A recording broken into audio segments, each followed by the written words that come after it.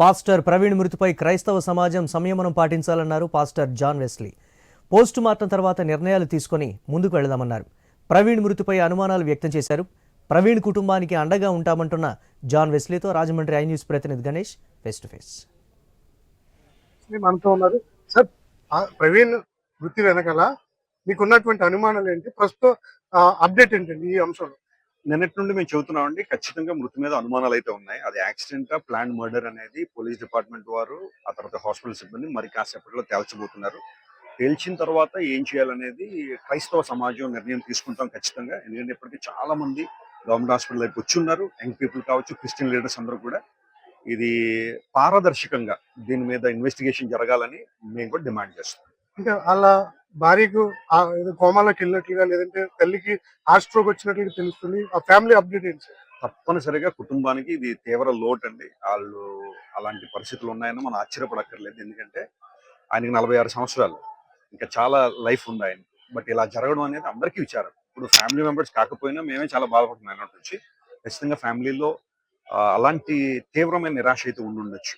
అంటే కుటుంబ సభ్యుల సంతకాలు లేదే పోస్ట్ మార్టం జరగదు కదా, మరి ఈ అంశంలో ఇక్కడ ఒక కమిటీ ఫామ్ అయినట్లు తెలుస్తుంది. ఎలా ఉంది?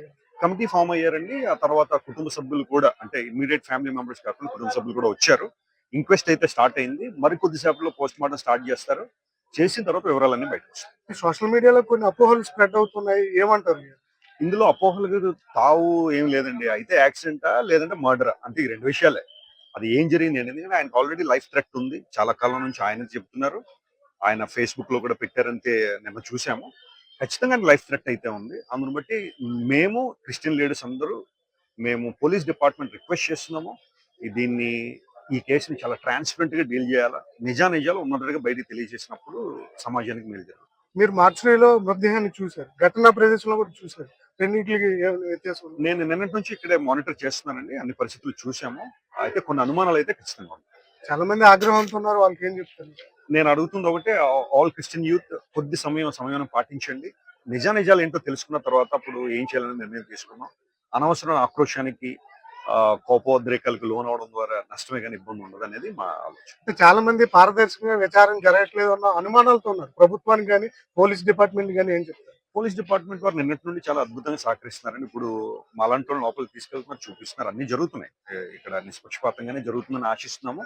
అండ్ డాక్టర్స్ కూడా 3 డాక్టర్స్ అపాయింట్ చేశారు. అండ్ దెన్ వీడియో సమక్షంలోనే పోస్ట్ మార్టం జరుగుతుంది. రిపోర్ట్ ఎలా వస్తుంది అనుకుంటున్నారు? హోప్స్ అండి, వాళ్ళు ఇచ్చిన తర్వాత నేను చెప్తాను. ఓకే, మనం చూస్తున్నాం కదా. మొత్తానికి అయితే పాస్టర్ ప్రవీణ్ పగడాల మృతి వెనకాల సమన్వయం పాటించండి. ఎందుకంటే రిపోర్ట్ రావాలి, రిపోర్ట్ వచ్చిన తర్వాతే తగిన నిర్ణయాలు తీసుకుంటామని చెప్తున్నారు. అప్పటి వరకు ఎవరు కూడా ఆవేశపడొద్దు, సోషల్ మీడియాలో కానీ ఎలాంటి వ్యతిరేక పోస్టులు పెట్టొద్దని చెప్తున్నారు. ఈ పోస్ట్ మార్టం అనంతరం వాస్తవాలు నిజాలు బయటకు వస్తాయి కాబట్టి తదుపరి ఇక్కడ ఉన్నటువంటి నిర్ణయాలు తీసుకుని ఈ అంశంలో ముందుకు వెళ్దామని చెప్పి జాన్ వెస్లీ చెప్తున్నారు. సుబ్బారావుతో గణేష్, ఐ న్యూస్, రాజమండ్రి.